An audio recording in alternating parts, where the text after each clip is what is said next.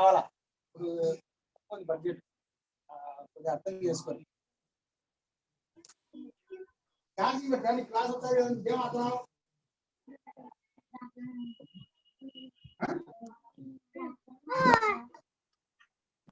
Good morning, ma'am. Good morning, ma'am. Good morning, ma'am. Good morning, ma'am. Good morning, ma'am.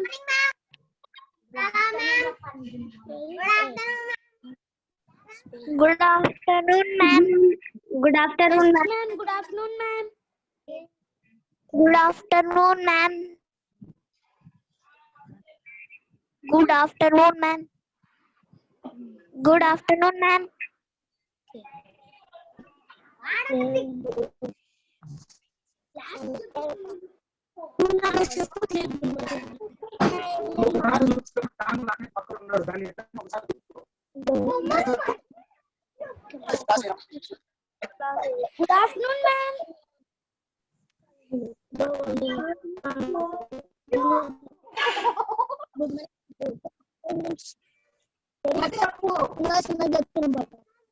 I am fine. Good morning to all. Good afternoon, ma'am. Good afternoon, ma'am. Good morning, Sai. Good afternoon, ma'am. Good afternoon, ma'am. Good afternoon, ma'am.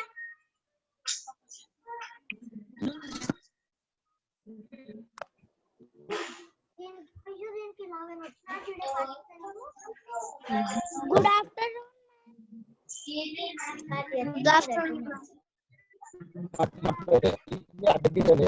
Good afternoon, Sai.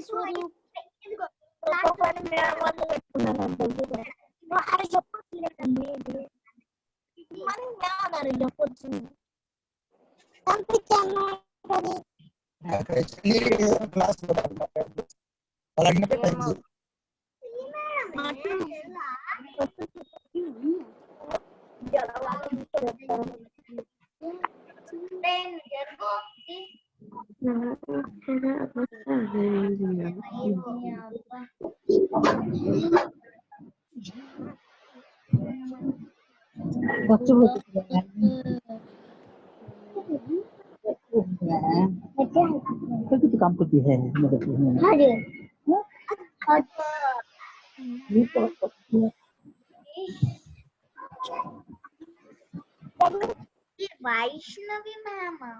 No, ma'am. Good morning, children.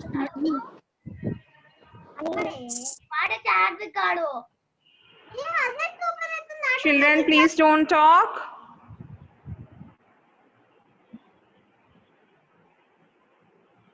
Madam.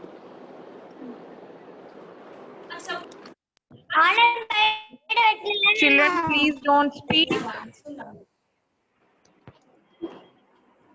Please don't talk, children. Okay, ma'am. Very good, very good. Today we have completed the task till C, Roman number C, till the Roman number C we have completed. And coming to the part of short answer questions and long answer questions, yesterday we discussed about these short answer questions.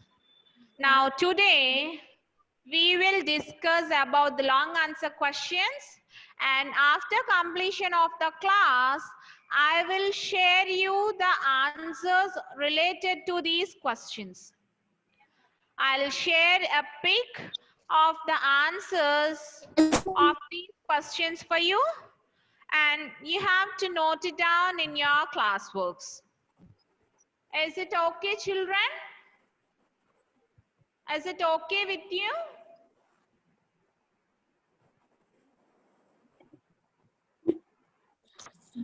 Yes or no, darling?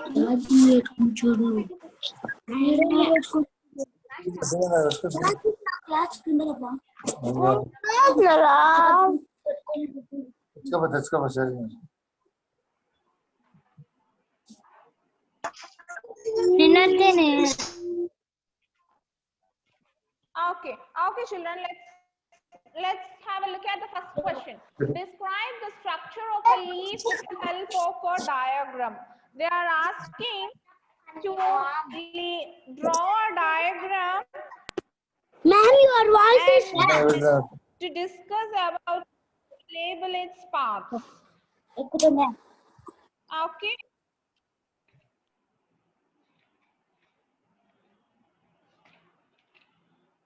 Okay, children.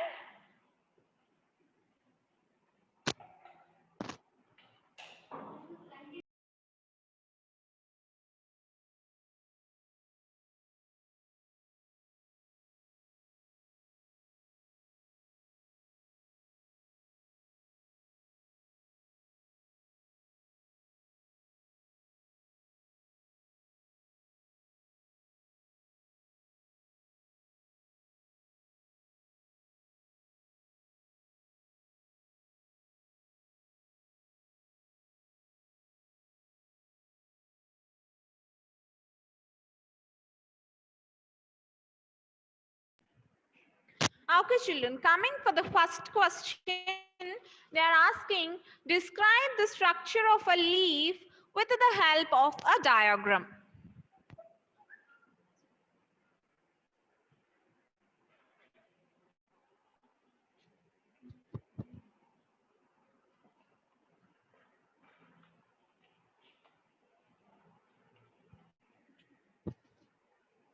Okay. Go for the previous pages, children. You can find the structure of a leaf here. In the running notes, I gave you the classwork, no? In the classwork, I shared this pic. I drawed this pic and you have to draw it and label its parts. Okay.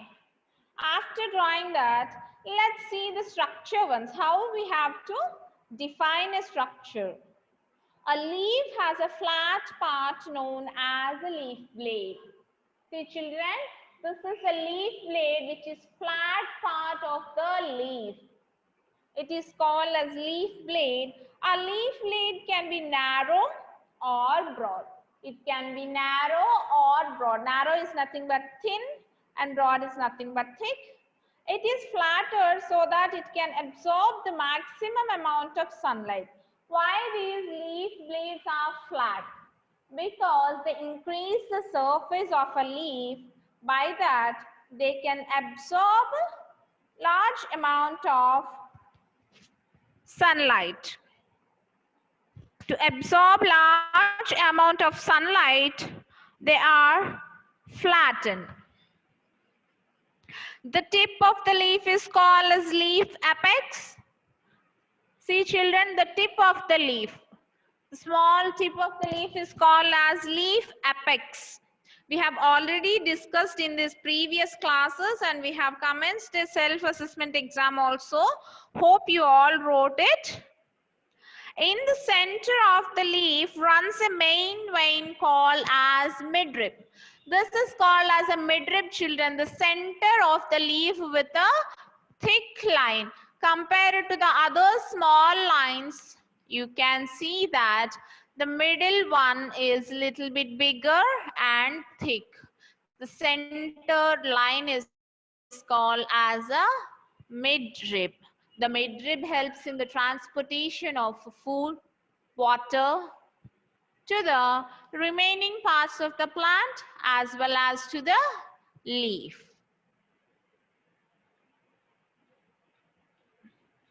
A lot many side veins emerges from a midrib. Veins help in transporting food, water and minerals to the different parts of a plant. See, children, you can find, I'm just maximizing the page for you so that you can observe it carefully. You can observe it keenly.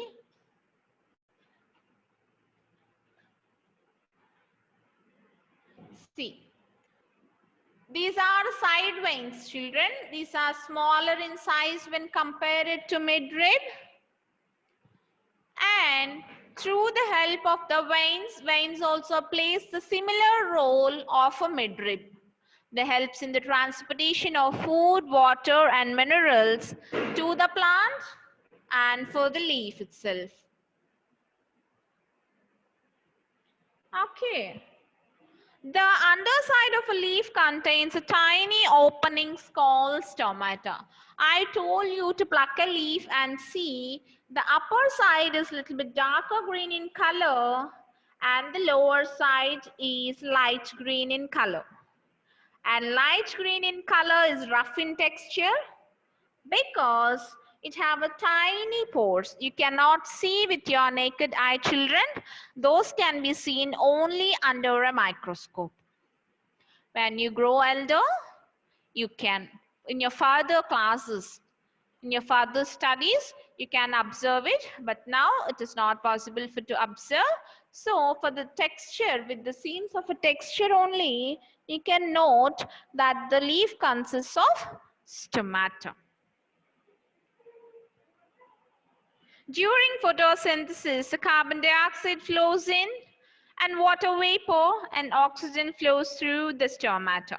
During the photosynthesis process, photosynthesis is nothing but preparation of food with the help of a leaf. Sunlight, water, carbon dioxide and chlorophyll is called a photosynthesis, children. And that process, the stomata will flow the carbon dioxide inside, allows the carbon dioxide inside, and water vapor and oxygen will released outside. This way, the stomata also plays a major role in the structure of a leaf. The leaf attaches the leaf blade to the stem. It helps in the supply of water, food similar to the stem. See children, this is called as petiole. Here you can see petiole or a stalk.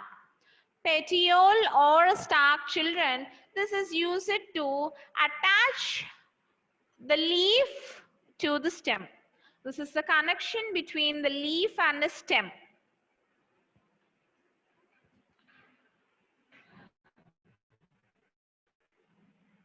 Stipules are a small leaf-like parts that is found at the base of the petiole of many flowering plants. You can see small leaf-like structures in the petiole at the part of the petiole, so that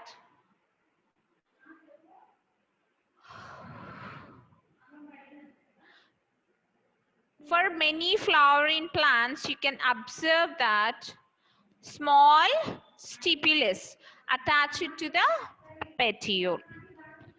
Okay children, this is about the first question. I just gave you an explanation about the first question and I will provide you the notes required. And I will provide the notes required for you as well, children. Just don't worry about the notes. And coming to the second question, describe in detail the process of photosynthesis. Just now, in the aspect of structure of leaf, we discussed about photosynthesis. Photosynthesis, children. As we all know that photosynthesis is a process in which the carbon dioxide, water vapor, sunlight, and chlorophyll are involved and converted into food for the plant. The prepared food is also called as starch in the form of a simple sugar, but it is called as glucose or starch. These are a few points we all know, children. Coming to the answer, leaves use sunlight, water, carbon dioxide, and chlorophyll to make food for the plant. Plant absorbs water and minerals from the soil through roots. These are then carried through the stem to leaves. The leaves absorb the sunlight falling on them through the chlorophyll. Stomata takes in carbon dioxide. The food is prepared and is sent to various parts from leaves. After the food is prepared, Plants give out oxygen. The process in leaves. After the food is prepared, plant gives oxygen. The process in which plants use sunlight to convert water and carbon dioxide into food is known as photosynthesis. The last one is the definition we came to know in the word power also, children. If you remember, in the word power also, we came to know the definition. But here it is a long answer type question, and they are asking to describe it. To describe it keenly, they are asking. Okay. So this is the entire process. We have to write what are the source, how it will receive sunlight, how it will receive sunlight and carbon dioxide are received by stomata. And water, the third essential part, water is received and absorbed by roots from the soil. And the fourth most important is chlorophyll. Chlorophyll is already present in the leaves that helps in the preparation of the food.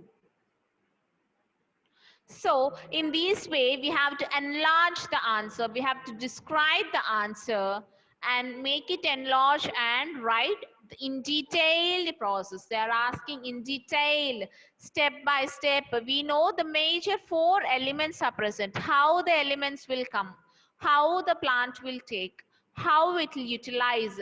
Everything, each and every point should be written as a part, children. Coming to the third question. How are plants and animals interdependent? Explain using examples. Here, interdependent topic we have covered in this page, children, page number 113. We have covered the topic of interdependence. So, here let's see. Plants and animals are depend upon each other for their survival. Humans and other animals eat plants and their parts as well as other animals. Plants are the main producers of food. Without plants, no animal can survive. Even though it is a carnivorous animal, it is not survived, children, because carnivores also need a food, right? For example, a lion is there.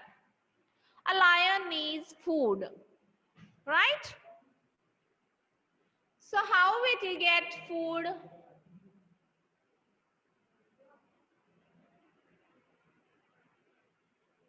How it will get food, children? It will get food by eating some animals like rabbit, deer, like that they'll eat the animals.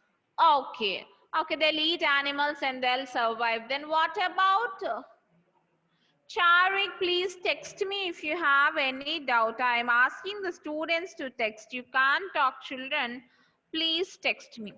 Okay, so that, okay, they'll eat deer or rabbits or some animals. Then what about how deers will grow?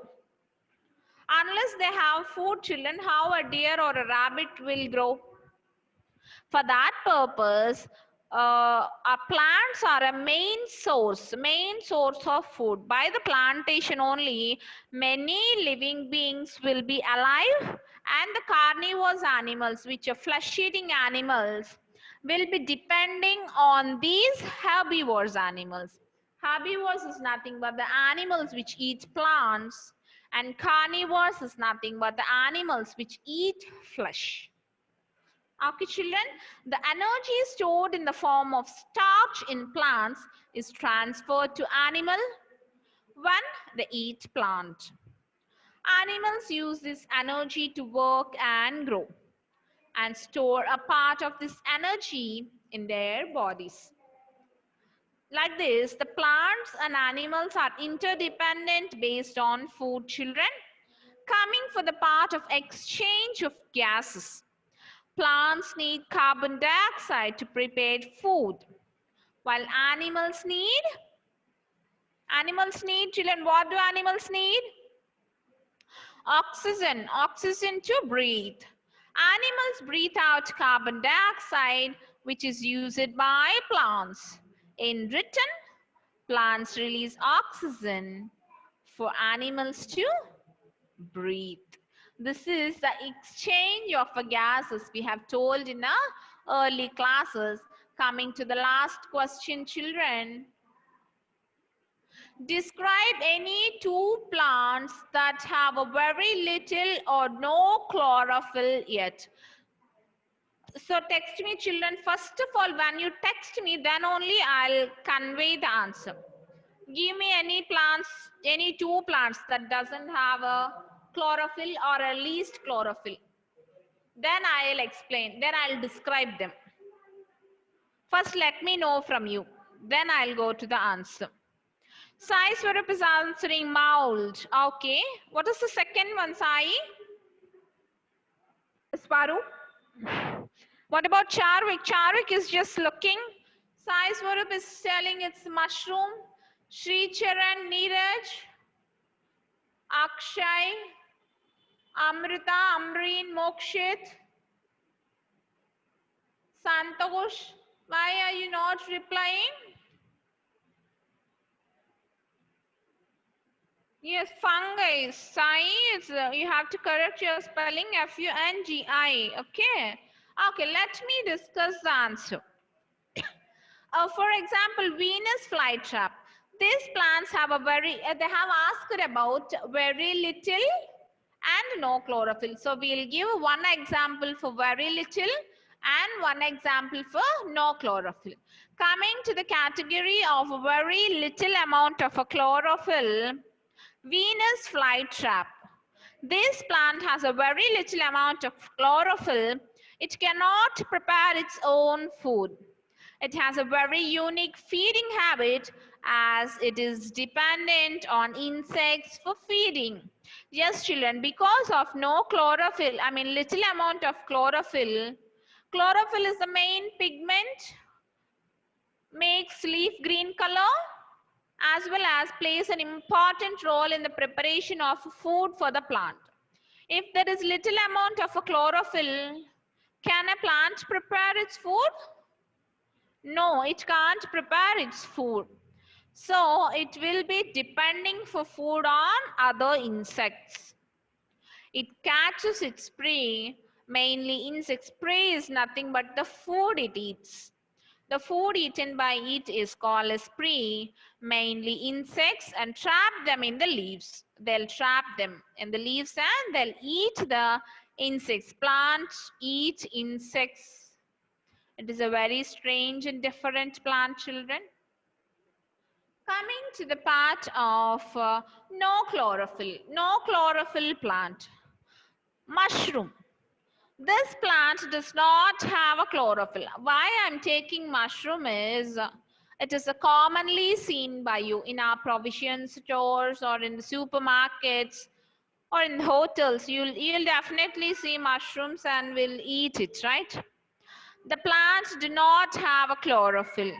It grows on a dead and decaying plants and animals. Usually now mushroom cultivation has also been grown, and now they are not grown on dead and decaying bodies, children. They are grown in some straw. Straw is nothing but gaddi, will say, and that it will grow, and or any cardboard or something else, but not in dead and decaying plants now. In the forest areas mostly, or the rural areas, you can see they are growing on a decaying plants.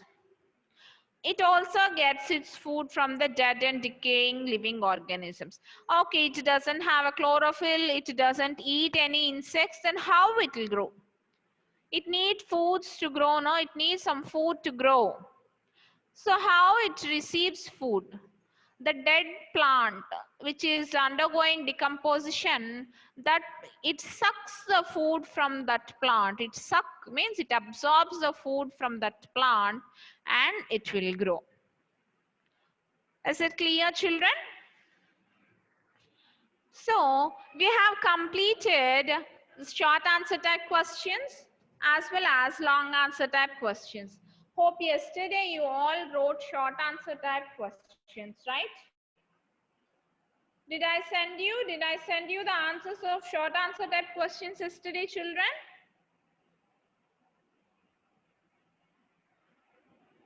Why no reply from other side? What happened? Yesterday I gave you the answers for short answer type questions. In the today's task, I will send you the answers of long answer type questions. You all children are maintaining the classworks, children? Because another self-assessment exam will be coming on this Sunday, and yeah, you have to be ready. Amrita, very good. Sai Swarup, Mokshit, good at you. What about the remaining children?